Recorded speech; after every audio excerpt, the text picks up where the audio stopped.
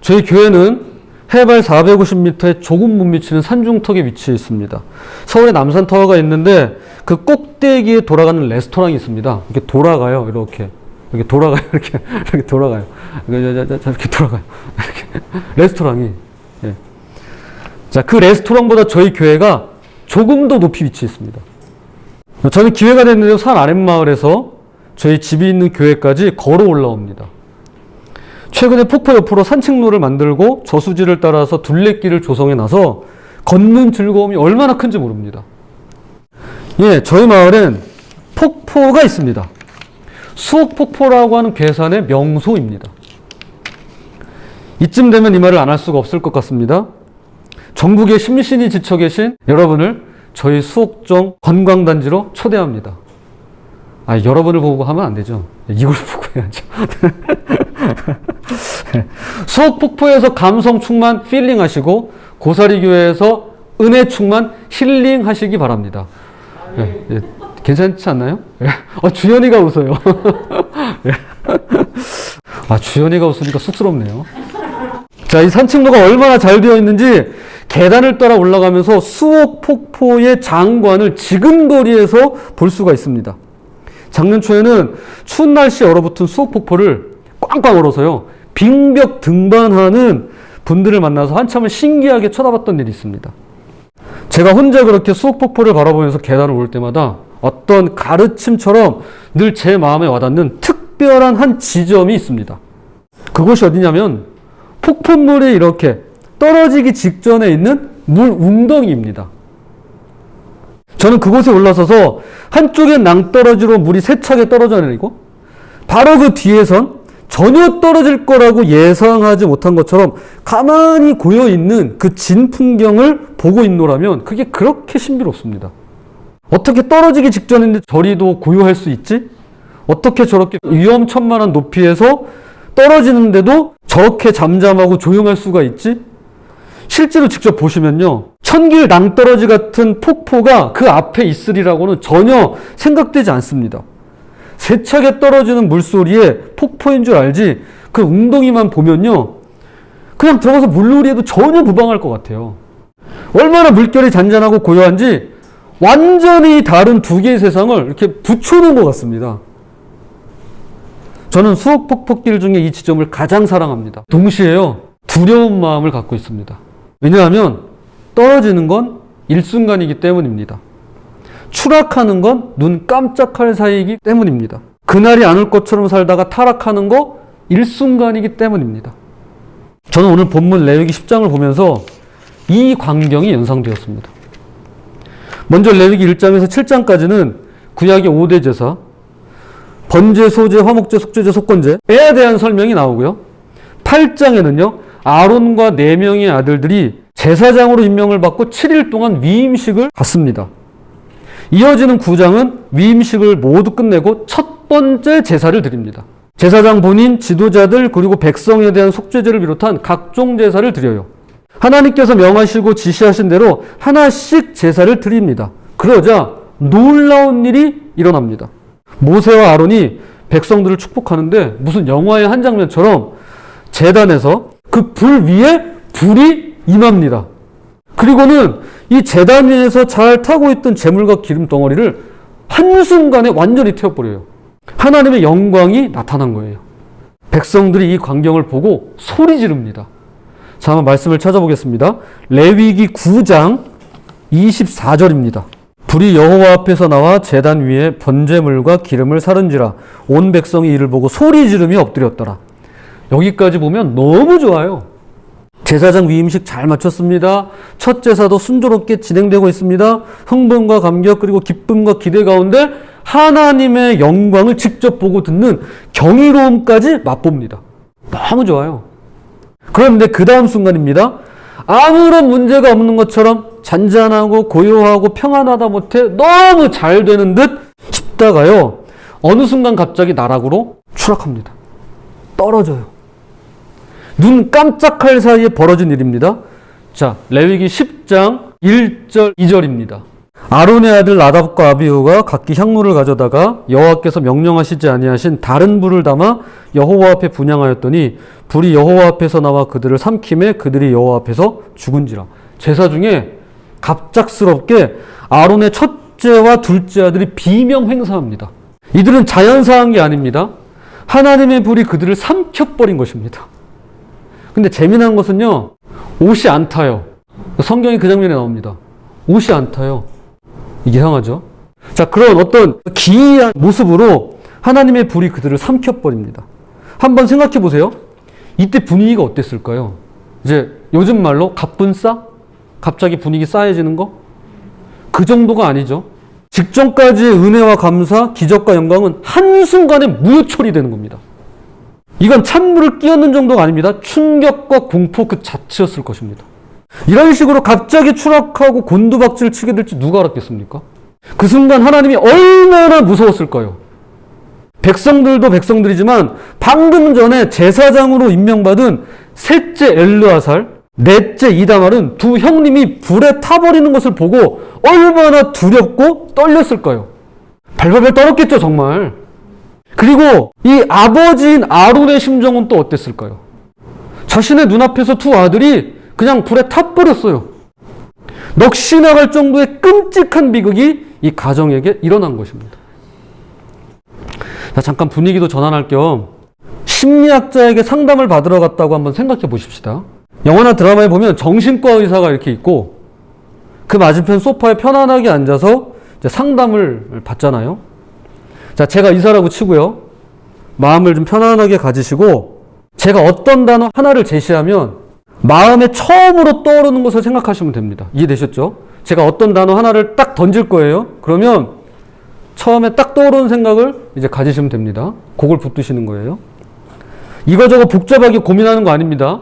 처음에 딱 나오는 그겁니다. 자, 준비되셨죠? 제가 여러분에게 드릴 단어는 이겁니다. 죄. 무엇이 가장 먼저 떠오르시나요? 여러분에게는 죄 하면 가장 먼저 떠오르는 게 뭔가요? 죄. 자, 말씀은 안 하셔도 돼요. 그 생각을 그대로 갖고 계세요.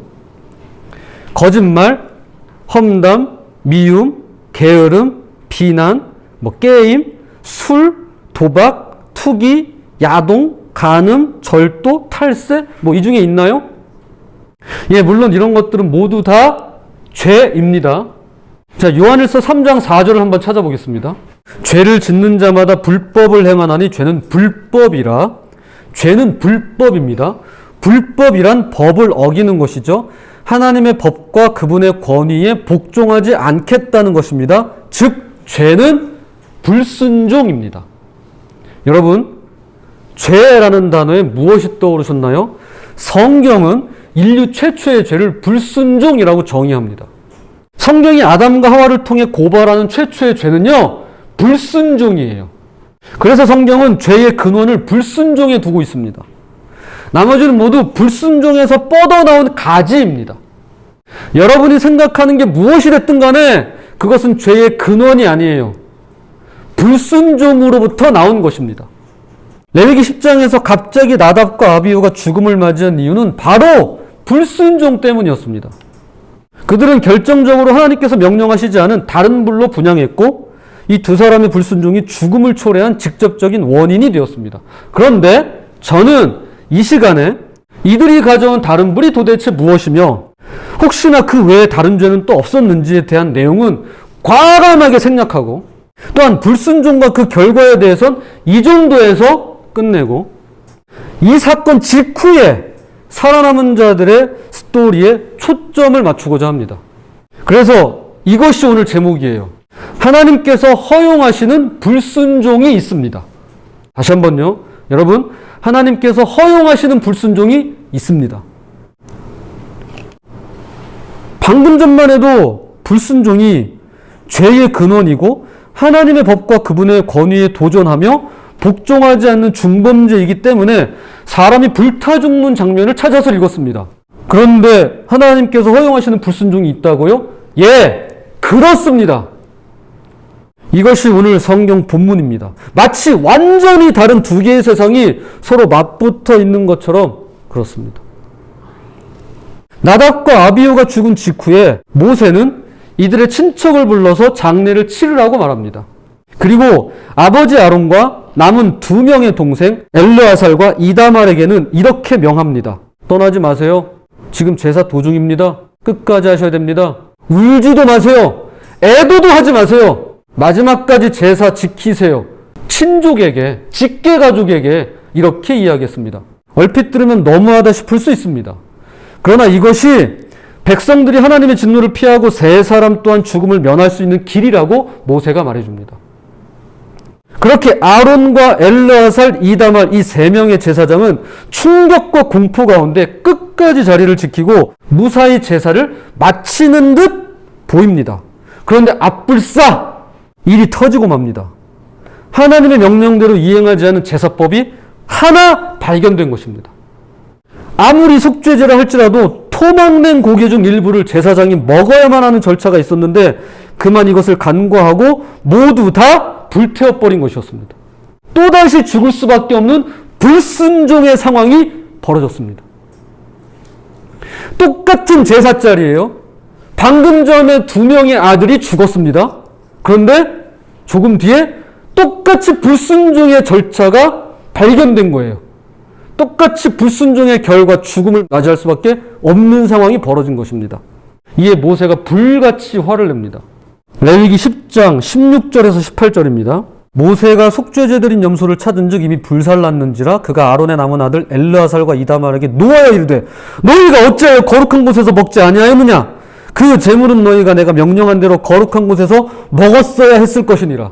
자, 불순종이 발각됐어요. 그리고 불같이 화냅니다. 제사장에게 있어서 제물을 바치는 것만큼이나 중요한 것은 그 제물을 먹는 일이었습니다. 왜냐? 제물의 남은 부분을 먹음으로써 죄의 짐을 이 제사장이 함께 짊어질 수 있기 때문입니다. 또한 하나님께 바쳐진 제물은 거룩하기 때문에 이것을 먹는 제사장을 거룩하게 만들기 때문입니다. 그러므로 먹어야만 했어요. 먹으라고 했으니까 먹어야만 하는 거예요. 그러므로 제사장은 먹기 싫으면 안 먹고 쓰면 뱉어도 되는 것이 아니라 반드시 먹어야 될 의무가 있었던 것입니다.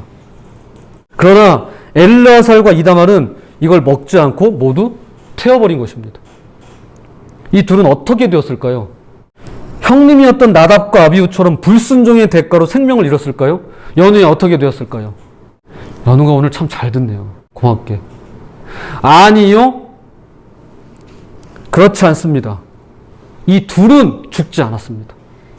도대체 무슨 차이가 있길래 하나님은 나답과 아비후의 불순종은 죽음으로써 다스리시고 엘르아살과 이다말의 불순종은 허용하시고 눈 감아주시는 걸까요? 좋은 게 좋은 거라고 그냥 봐주신 건가요? 설마 공의의 하나님께서 누구에겐 매섭게 누구에겐 온화하게 순하게 차별 대우하시는 건가요? 아니요, 전혀 그렇지 않습니다. 절대 그럴 수도 없으십니다. 제가 오늘 말씀을 통해서 깨달은 것은 크게 두 가지의 방향성에 있어서 하나님은 우리의 불순종을 허용하실 때가 있다라는 것입니다. 그 첫 번째 방향성입니다. 첫 번째는 하나님의 마음을 향해 나아갈 때입니다. 불순종이어도요, 하나님의 마음을 향해 나아갈 때 하나님은 그것을 눈 감아 주십니다. 그분의 마음을 향해 나아가는 불순종이라면 하나님께서 허용하십니다. 청교도 시대의 일화입니다. 새로 교우가 된 한 여성이 목사님으로부터 세례문답을 받는 중이었습니다. 자매님은 예수님을 믿기 전에 자신이 죄인이었다는 것을 인정하십니까? 예. 그러면 지금 예수님을 믿은 후에는 자기 자신을 어떻게 느끼십니까? 지금은 이전보다 더 큰 죄인이라고 느끼고 있습니다. 그러자 목사님께서 다시 물었습니다. 그러면 예수님을 믿기 전과 예수님을 믿은 후에 무엇이 달라졌습니까? 이 여성 교우가 이렇게 대답했습니까? 전에는 죄를 향해 달려가는 죄인이었다면 지금은 죄로부터 도망치는 죄인입니다. 다시요. 지금은 죄를 향해 달려가는 죄인이었다면 지금은 죄로부터 도망치고 있는 죄인입니다. 여러분, 우린 여전히 죄인입니다. 예수님을 믿기 전이나 예수님을 믿은 후나 죄를 짓는 죄인입니다. 사실 예수님을 믿기 이전보다 예수님 믿은 이후에 더 큰 죄인임을 깨달아요. 그러나 우리에게 결정적으로 달라진 점이 있다면 예수님을 믿기 이전에는 죄를 향해 달려가는 죄인이었어요. 그러나 예수님을 믿은 이후로는 죄를 피해 달아나는 죄인입니다. 여러분, 이것이 같습니까? 달라요. 같은 죄인입니까? 달라요. 완전히 다른 죄인입니다. 불순종도 똑같습니다. 우리는 순종할 때보다 불순종할 때가 더 많습니다. 그런데 똑같은 불순종처럼 보여도 하나님을 등지고 세상을 향해 나아가는 불순종이 있습니다. 그런데 반대로 세상을 등지고 하나님을 향해, 그분의 마음을 향해 나아가는 불순종이 있더라고요. 나답과 아비후는 이 점에 있어서 실패했지만 엘르아살과 이다말은 실패하지 않았습니다. 그래서 이 둘의 불순종은 겉으로 보기엔 똑같은 불순종처럼 보여도 전혀 다른 불순종입니다. 하나는 하나님을 등지고 멀리하는 가운데 나온 불순종이라면 다른 하나는 하나님을 가까이 모시는 가운데 나온 불순종이었습니다.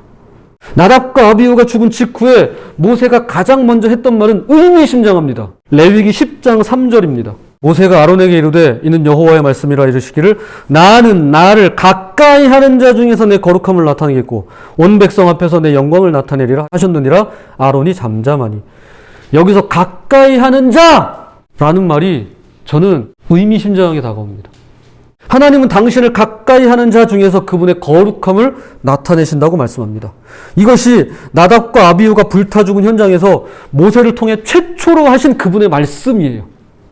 위로도 장례 절차도 아무것도 아닙니다. 죽을 수밖에 없었던 근본적인 이유를 밝히고 계십니다. 그래서일까요? 아론은 아무 말 못합니다. 잠잠해요. 슬프고 황망해서 그렇기도 하겠지만 우려하던 바가 현실로 벌어졌기에 말문이 막힌 게 아닐까 조심스럽게 추측해 봅니다. 즉 이걸 뒤집어서 생각해 보면 나답과 아비후는 평소에도 하나님을 가까이 하지 않았던 것으로 보여집니다. 그리고 결국 그분의 거룩함과 충돌해서 죽음을 피할 수 없었던 것이 틀림없습니다. 그러나 엘르아살과 이다말은 달랐습니다. 끝까지 자리를 지켰습니다. 모든 절차를 그대로 따랐습니다. 무엇보다 하나님의 뜻을 구하고 그분의 마음을 헤아리고자 시도했습니다. 이제 엘르아살과 이다말에게 놓아여 질책하는 모세를 향해 아버지 아론이 대신 이렇게 해명합니다. 자, 19절. 아론이 모세에게 이르되 오늘 그들이 그 속죄제와 번제를 여호와께 드렸어도 이런 일이 내게 임하였거늘 오늘 내가 속죄 제물을 먹었더라면 여호와께서 어찌 좋게 여기셨으리요. 지금 막 두 아들과 두 형을 잃었습니다. 넋이 나가 있고 감정이 소용돌이치는 상황입니다. 그런데도 어떻게 해서든 마음을 추스리고 감정을 다스리고 하나님의 심정이 어떠실지를 생각하면서 제사를 드렸노라고 고백합니다. 여러분 얼마나 황망하겠어요. 그런데 그 와중에서도 그는 끝까지 주님의 마음이 어떠신지 그분의 심정이 어떠실지를 생각하면서 제사를 드렸다고 고백합니다. 과연 하나님께서 이것을 먹는다고 좋아하실지 기뻐하실지 고민한 끝에 결국 먹을 수 없었더라고 말합니다. 그러므로 불순종을 허용하시는 두 번째 방향성이 있습니다. 그것은 그분의 마음을 헤아려서 더 깊은 순종으로 나아갈 때입니다. 더 깊은 순종을 향해 나아갈 때 하나님은 우리의 불순종을 눈감아 주실 수 있습니다. 저는 불순종하면 떠오르는 대표적인 성경 인물이 있습니다. 오늘 말씀에도 등장하는 모세입니다. 그는요, 불순종에 있어서는 둘째가라면 서러운 사람이에요. 80세가 되었을 무렵입니다. 불타는 떨기나무 가운데 임하신 하나님을 만나요. 그리고 이 둘의 대화가 시작됩니다. 하나님께서 말씀하세요. 모세야, 이집트로 돌아가서 내 백성 이끌고 나와라. 모세가 얘기합니다. 제 주제에 감히 그런 거 못합니다. 내가 너와 반드시 함께 하겠다. 모세가 말합니다. 그럼 누가 보냈다고 하면 뭐라고 말해요? 아브라함의 하나님, 이삭의 하나님, 야곱의 하나님이 보냈다고 하거라. 거짓말이라고 하면 뭐라고 해요? 기적을 보여줄 테니까 지팡이 던져봐. 자, 봤지? 손 넣어봐. 빼봐. 봤지? 이러면 믿겠지? 모세가 대답합니다. 하나님, 그런데요, 제가 원래부터 말을 잘 못해요. 내가 사람의 입을 만들었다. 할 말을 가르쳐 주겠다. 아, 또 우리 안인 성도님 생각나네요. 아, 나 원래부터 기도 못해요. 아, 이러시는데. 예. 아, 요 말씀이 위로가 되기를 바랍니다. 그랬더니 모세가 하는 말이요. 이제 진심이 나와요. 죄송한데요, 하나님, 갈 만한 사람 찾아서 보내세요. 저는 못 가요. 와, 진짜 대단하지 않아요? 모세? 그런데 더 대단한 분이 누구세요? 하나님이세요. 그랬더니 하나님 뭐라고 그러시냐면 네 형 아론 붙여줄 테니까 가서 만나봐라. 너를 하나님처럼 여기게 될 거야. 이러면서 결국에는 끝까지 하나님께서 누구를 참으세요? 모세를 참으세요. 끝까지 참으세요. 끝까지. 반항하고 불순종하는 모세도 대단하지만 이런 불순종하는 모세를 끝까지 참아내시는 하나님은 진짜 대단하신 분이세요. 그리고 그의 불순종을 허용하십니다. 결국 모세는 이 과정을 거치면서 순종의 길을 걸어요. 순종을 향해 나아갑니다. 지금 아론과 엘르아살과 이다말의 불순종을 보면서 혹시 모세는 자신의 과거가 떠올랐을지도 모를 일이에요. 그래도 나보단 낫네 라고 말이죠. 그래서 20절에는 이렇게 얘기합니다.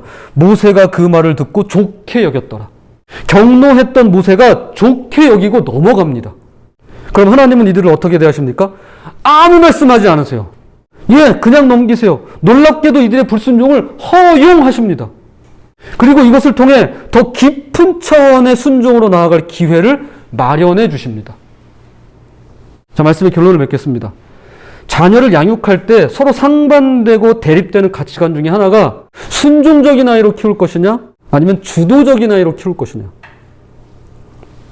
자, 여기 부모님도 계시니까 여러분은 자녀가 순종적인 아이로 자라기를 바라시나요?